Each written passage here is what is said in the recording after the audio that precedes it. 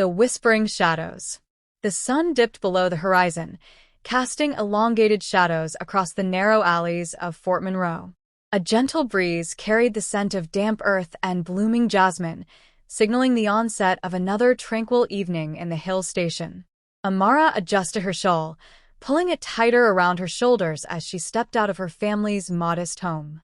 The stone-paved streets, still warm from the day's heat, radiated a comforting warmth beneath her feet. She had always found solace in evening walks, a time to reflect and find peace amidst the chaos of daily life.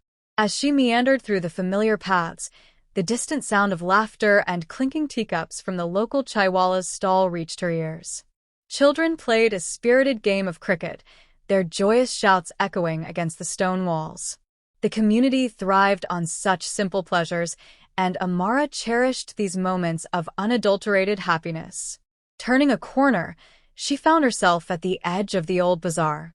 Though most shops had closed for the day, the lingering aroma of spices and dried fruits hung in the air. She paused, letting the memories of bustling mornings and vibrant stalls wash over her. Suddenly, a soft rustling sound broke her reverie. From the shadows of a nearby alley, a figure emerged. Clad in a long cloak, the person's face was obscured by the hood. Amara's heart raced, but she stood her ground, curiosity piqued. "Evening," the figure greeted, voice calm and measured. "Good evening," Amara replied cautiously. "Can I help you?" The figure hesitated before reaching into their cloak, producing a small, intricately carved wooden box.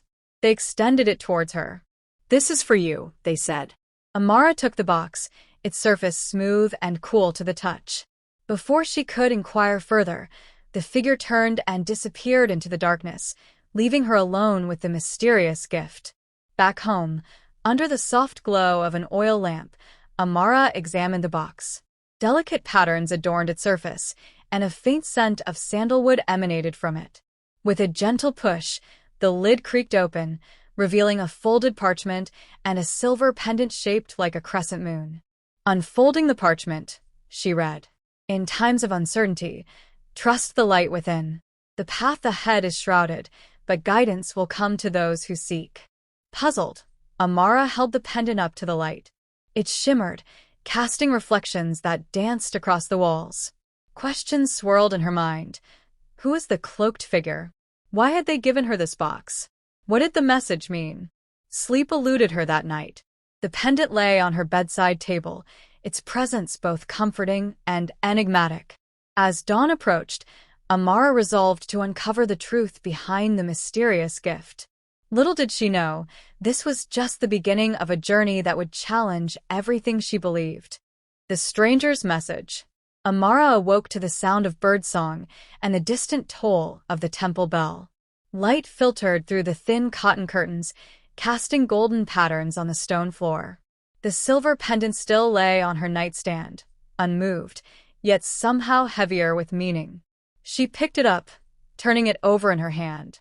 Nothing had changed, and yet everything had. At breakfast, her father noticed her quiet demeanor. "You slept little," he observed between sips of chai. "Dreams or thoughts?" "Neither," Amara replied, forcing a smile. "Just a strange encounter." She didn't tell him about the box or the message. Not yet. Her father, once a cartographer for the colonial government, had grown cautious in his later years. Secrets, he often said, were like mountains, beautiful from afar but dangerous up close. Later that morning, Amara wrapped the pendant in a piece of cloth and tucked it inside her satchel. The parchment joined it. She had decided to visit the town library, one of the oldest buildings in Fort Monroe. If the symbol or the words had any historical roots, it was the best place to start. The librarian, Mr. Usman, greeted her with a nod. "Back so soon, Miss Amara?" "I'm looking for something," she said. "Something unusual." He raised a brow but said nothing, motioning toward the archives section. The room smelled of aged paper and cedar polish. Dust motes floated in the shafts of light streaming through stained glass windows. Rows of bound volumes, yellowed maps, and brittle scrolls lined the shelves. She spent hours scanning through books on regional folklore, secret societies, and ancient symbols. Nothing matched the pendant exactly, but a weathered text on local myths mentioned a group called the Crescent Order, a clandestine circle believed to protect hidden knowledge and sacred relics. One passage stood out. The order leaves no trail but the shimmer of moonlight. Only the chosen receive the pendant, and with it, the burden of seeking truth. Her fingers trembled as she reread the words. Was she now part of something ancient? Or was this an elaborate prank? Amara copied the passage into her journal and left the library just as the sun began its descent. She was halfway home when she heard hurried footsteps behind her. She turned to see a boy no older than 15, racing toward her. "You're Amara?" he asked breathlessly. Yes. "Why?" He thrust a folded note into her hands. "From the man in the cloak," he said, then vanished down a side street. Amara unfolded the paper. It bore no name, just a few lines scrawled in neat, slanted handwriting. "Trust no one. Meet me at the old observatory at midnight. Bring the pendant." Her heart skipped. The observatory had been abandoned for decades, perched on the edge of the forest beyond the village. Locals whispered about strange lights and eerie sounds there, but none dared to investigate. That night, Amara slipped out of her house wrapped in a thick shawl. The village slept in silence, disturbed only by the occasional bark of a dog or a rustle of wind in the trees. She followed the cobbled path past the bazaar, then veered off toward the hills where the observatory stood. The structure loomed in the moonlight, its dome cracked and rusting. Vines curled around its base, and the old metal gate groaned as she pushed it open. She stepped inside, guided by the faint beam of her lantern. He was already there. The cloaked man stood near the broken telescope, face still hidden. "You came," he said. "I want answers," she replied. He pulled back his hood, revealing a lined face and sharp eyes that held both wisdom and sorrow. "You've been chosen because you are not afraid of truth. But truth demands sacrifice." "Who are you?" she asked. "A guardian. Of stories forgotten and dangers buried." He reached out. "May I?" She handed him the pendant. He held it reverently. "This belonged to your grandmother," he said. "She was once part of the order. As are you now." Amara's breath caught. Her grandmother had died when she was a child, mysterious, silent, and always scribbling in leather-bound notebooks. "There is much you do not know," he continued. "But it begins now." Outside, thunder rolled over the hills. A storm was coming. Shadows beneath the light. The storm arrived before dawn, a sudden fury of wind and rain that lashed the town and rattled the rooftops. Amara barely slept, her mind alive with the man's words and the weight of new truths. Her grandmother, a member of the Crescent Order? The idea lingered like smoke in a closed room. By morning, the rain had dulled to a steady drizzle. Amara sat by the window, the pendant around her neck, its crescent curve warm against her skin. She clutched her grandmother's old notebook, one of the few keepsakes her father had preserved. Until now, it had seemed like nothing more than scribbles and herbal recipes in an unreadable hand. But now every detail felt significant. Amara flipped through the yellowed pages, her eyes drawn to a symbol near the back, a circle etched with a crescent and dots surrounding it. She had seen it before, on the parchment from the box, on the library scroll, and faintly, carved into the floor of the observatory under years of moss and grime. Below the symbol, her grandmother had written in Urdu, "Light walks with those who dare the dark." Amara traced the ink with her finger. She needed more. Her grandmother's life was a mystery, even to her own family.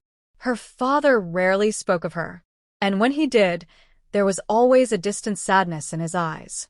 Later that afternoon, Amara made her way through the marketplace. Her shawl soaked through in the persistent rain, but she pressed on. She wasn't visiting shops this time. She was headed to the one place she'd avoided for years, the house of Bibi Ghul.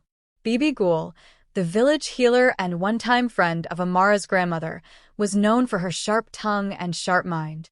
Many feared her. Some revered her. Amara remembered her only vaguely, white braids, clinking bracelets, and a stare that saw through lies. She knocked on the wooden door. It creaked open, as if expecting her. Bibi Ghoul stood framed in shadow, eyes narrowed. "I wondered when you would come." Amara swallowed her surprise. "I need to talk to you. About my grandmother." The old woman turned without a word, and Amara followed her inside.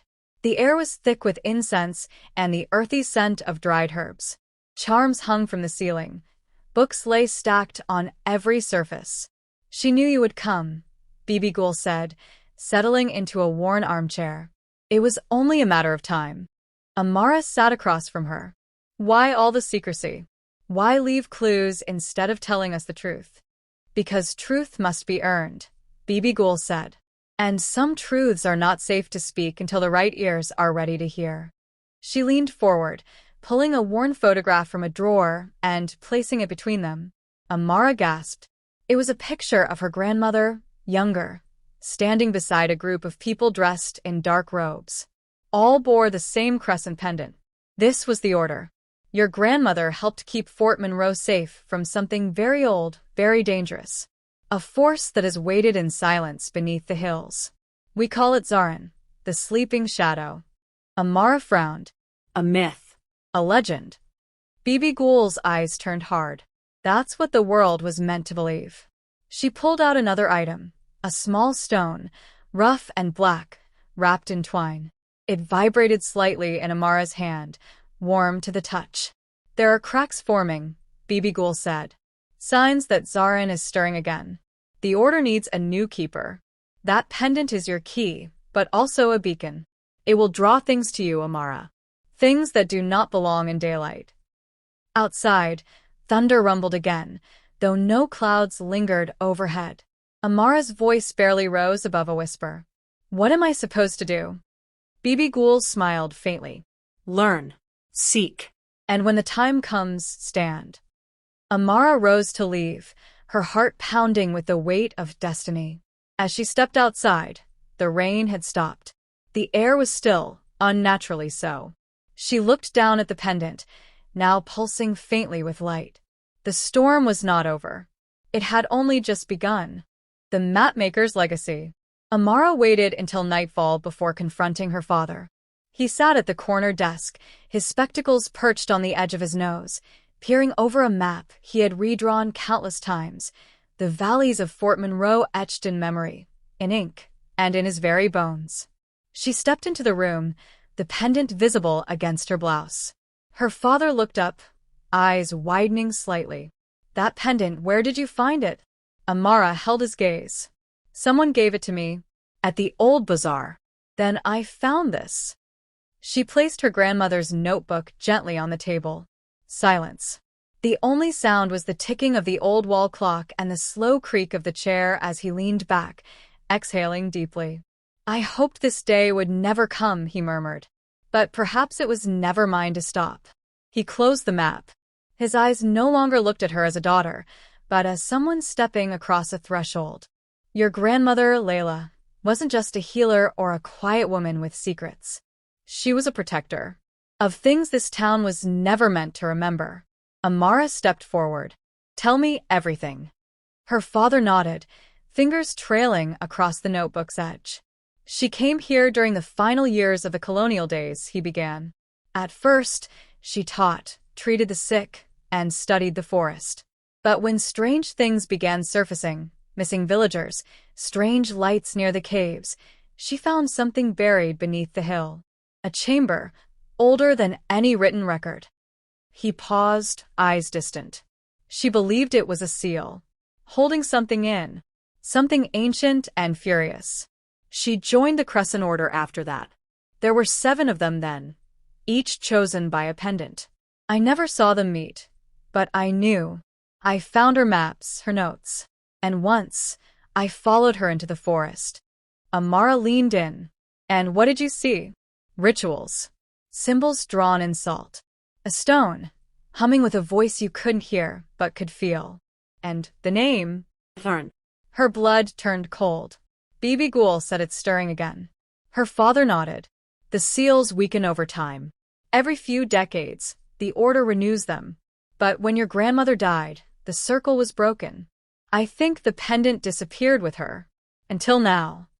Amara reached into her satchel and retrieved the stone Bibi Ghoul had given her. It pulsed with a faint rhythm, like a heartbeat. Her father's expression hardened. That's a shard, he said. From the outer shell of the chamber. It reacts to the presence of the sealed one. If it's pulsing, then something has shifted. Amara's fingers tightened around it. What do I do? He stood and walked to a shelf near the fireplace, pulling down a rolled canvas tied with red thread. As he unwrapped it, she saw it was a map, older than the ones he kept for show. Symbols she recognized from her grandmother's notes marked specific points in the forest, hills, and even beneath the town itself. This is the true map, he said. Your grandmother's last gift. She called it the Trail of the Moon. Each mark is a lock, a seal, and each one must be checked, strengthened, before it's too late. Amara studied the map. 7 marks. 7 locations. Each further and more remote than the last. You have to go to them, don't you? He asked gently. Amara nodded. I think I was meant to. He placed a hand on her shoulder. Then you won't go unprepared. He led her to a hidden compartment behind the bookcase. Inside lay a canvas satchel packed with flint, parchment, a small dagger, and a compass unlike any she'd seen. Its needle shimmered faintly, glowing in time with the shard. It was hers, he said. She always said the compass pointed not north, but toward what was hidden. Amara took it with reverence. She could feel the past pressing into the present, layering itself in her bones. What once felt like a story was now her story, her path. Later, as she lay awake in her room, moonlight streaming across the floor, Amara unfolded the map and touched each mark. The pendant glowed softly, and with it, something inside her stirred, a quiet courage rising to meet the dark. Tomorrow the journey would begin, and nothing would ever be the same again.